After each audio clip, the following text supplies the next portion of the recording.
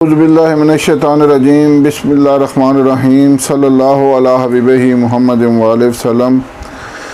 السلام علیکم ورحمۃ اللہ وبرکاتہ۔ امید ہے کہ آپ حضرات خیریت سے ہوں گے۔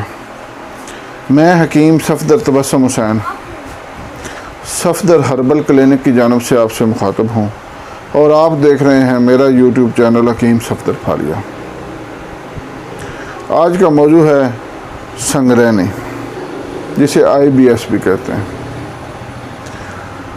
سنگرینی جو ہے، اس میں علامت یہ ہوتی ہے کہ کھانا کھاتے ساتھ ہی بڑے پیشاب کی عادت ہوتی ہے اور غیر ہضم شدہ غذا جسم سے خارج ہو جاتی ہے۔ یہ انتہائی نامراد مرض ہے، جسم کو کمزور کر دیتا ہے، کیونکہ جب غذا ہی ہضم نہیں ہوگی تو جسم کو طاقت کہاں سے ملے گی؟ تو لا محالہ جسم کمزور ہی ہوگا۔ اس مرض کا جو عمل فرد ہے، اس کا رنگ زرد ہوگا، چہرہ پچکا ہوا ہوگا اور جسم لاغر ہوگا، اور وہ ذہنی طور پر بھی انتہائی پریشان ہوتا ہے، کیونکہ اس کو پتہ ہوتا ہے کہ جب بھی میں غذا کھاؤں گا تو مجھے بڑے پیشاب کی عادت ہو جائے گی۔ تو ذہنی پریشانی تو بنتی ہے، بننی چاہیے بھی۔ تو اس کی وجوہات میں آپ کے سامنے بیان کرتا ہوں، اور بہترین علاج بھی آپ کے سامنے بیان کرتا ہوں۔ اس سے پہلے آپ سے گزارش ہے کہ چینل کو سبسکرائب کر لیں، لائک کریں اور ویڈیو کو شیئر کریں۔ بھائی شیئر ضرور کیا کریں، اس سے ایک تو یہ ہے کہ آپ کا جاتا کچھ نہیں، لیکن یہ ہے کہ ہزاروں لوگوں کا آپ کی ایک کلک سے بہت زیادہ فائدہ ہو جائے گا، کیونکہ یہ قیمتی نسخہ ان تک پہنچ جائے گا۔ قیمتی اس لحاظ سے ہے کہ ہے تو انتہائی چند پیسوں کا، چند روپوں کا، لیکن قیمتی اس لیے کہ فوائد کے لحاظ سے یہ بہت قیمتی ہے۔ انشاءاللہ ایسا نسخہ بتا رہا ہوں آپ کو کہ چند دنوں کے استعمال سے یہ موذی مرض آپ کی بالکل مکمل جان چھوڑ جائے گا انشاءاللہ۔ تو اس مرض کی وجوہات کی طرف آتے ہیں۔ اس کی مرض کی وجوہات ہیں کہ اپنے جسم کے مزاج کے مخالف اشیاء کا زیادہ کھانا۔ اب یہ ہے کہ ہر انسان کو اللہ تعالیٰ نے عقل دی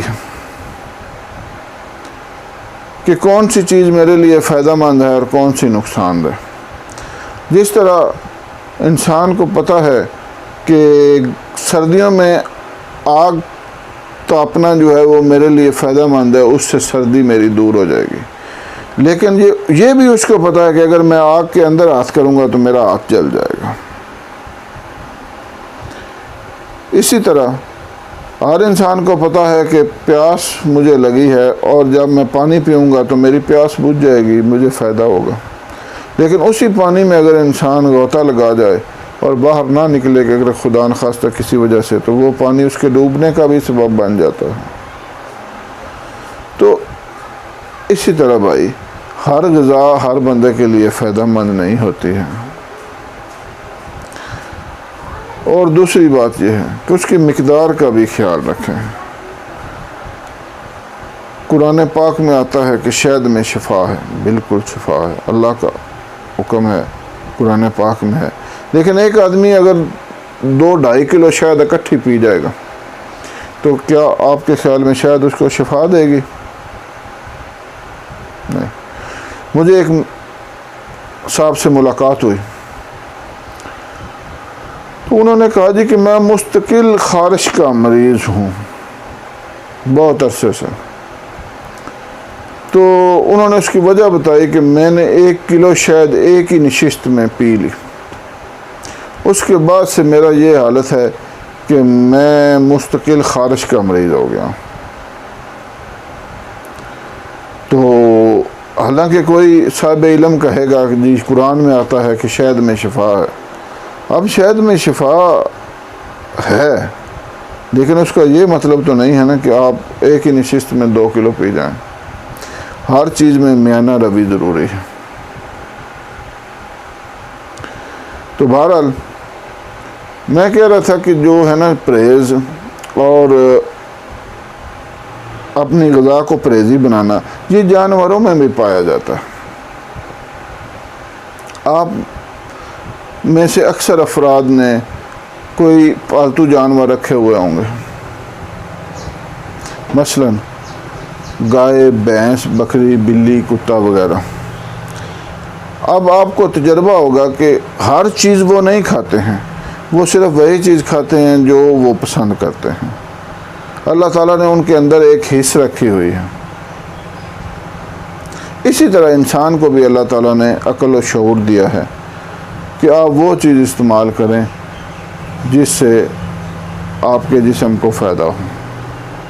مثلاً کچھ لوگوں کو چاول سوٹ نہیں کرتے، لیکن وہ دبا کے کھاتے جا رہے ہیں۔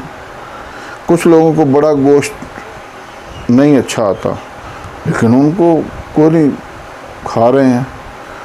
بھائی جو چیز جسم کو آپ کو نقصان پہنچاتی ہے اس کو چھوڑیں۔ یہ سنگ رہنے کی سب سے بڑی وجہ ہے یہی کہ بد پرہیزیاں کرنا، خاص طور پر بازار کے جو کھانے ہیں، پیزے، ٹکے کباب، شاورمے، برگر وغیرہ، یہ انتہائی مضر صحت ہیں، ان سے آپ پرہیز کریں۔ میرے استاد حکیم بشیر رحمۃ اللہ علیہ ایک دفعہ مجھے بتا رہے تھے کہ بیٹا یہ جو چاٹ ہے نا، یہ زہر کی اچھی سی قسم کا نام ہے۔ آپ دیکھ لیں، آپ چاٹ کتنے لوگ کھاتے ہیں۔ بہرحال ان سب وجوہات سے بچیں، اپنے غذا کا کچھ خیال رکھیں اور بھوک رکھ کر کھائیں۔ غذا کے کھانے کے 3 طریقے ہیں، 3 اصول ہیں کہ جب سخت بھوک لگے تو کھاؤ، ابھی بھوک باقی ہو تو چھوڑ دو، اور کھا کر پھر دوبارہ نہ کھاؤ۔ اگر آپ ان اصولوں کو اپنا لیں گے تو آپ کو کبھی بھی معدے کے متعلق کوئی نقص ہوگا ہی نہیں۔ نبی پاک صلی اللہ علیہ وسلم کی خدمت میں کسی نے غیر ملک سے ایک حکیم بھیجا ایز اے خدمت۔ حکیم کافی عرصہ رہا، لیکن کوئی اس کے پاس دعائی لینے نہیں گیا۔ وہ کچھ عرصے بعد آ کر عرض کرتا ہے کہ یا رسول اللہ، اگر آپ کے لوگوں نے مجھ سے دعائی ہی نہیں لینی تو مجھے آپ اجازت دے دیں، میں اپنے ملک چلا جاؤں۔ تو اس سے کہا گیا، جس کا مفہوم ہے کہ بھائی یہ لوگ کسی بغض کی وجہ سے آپ سے دعائی نہیں لیتے، بلکہ یہ بیمار ہی نہیں ہوتے۔ تو وہ حکیم تعجب سے پوچھتا ہے کہ یا رسول اللہ یہ بیمار کیوں نہیں ہوتے؟ تو اسے بتایا گیا کہ یہ جب سخت بھوک لگتی ہے تو کھاتے ہیں، ابھی بھوک باقی ہوتی ہے تو کھانا چھوڑ دیتے ہیں، اور پھر کھا کر دوبارہ نہیں کھاتے۔ تو اس طبیب نے کہا کہ پھر یہ کبھی بیمار ہو ہی نہیں سکتے۔ تو وہ سلام کر کے اجازت لے کر چلا گیا۔ تو بہرحال ان تمام وجوہات سے بچیں اور وہ نسخہ سماعت فرما لیں۔ انتہائی سادہ نسخہ ہے، 2 قسم کے نسخہ جات ہیں، ایک کھانے کے لیے ہے اور ایک ساتھ کعوہ ہے۔ وہ کھانے والی دوائی اس کعوے کے ساتھ لینی ہے۔ پہلے وہ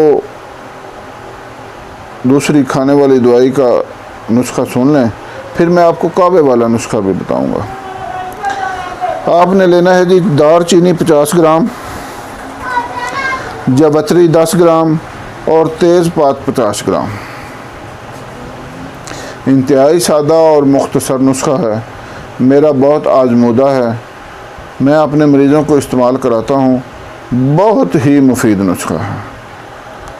دوبارہ سن لیں، دار چینی 50 گرام، جوتری 10 گرام، تیز پات 50 گرام، آسانی سے مل جانے والا نسخہ ہے۔ اس کو بریک کر کے صفوف بنا لیں، بہتر ہے کہ بڑے کیپسول بھر لیں، اور ایک کیپسول صبح، دوپہر، شام، جو ابھی میں کعوے کا نسخہ بتا رہا ہوں اس کعوے کے ساتھ لیں۔ پوست علیلہ زرد 25 گرام، پوست انار 25 گرام، اجوائن دیسی 25 گرام۔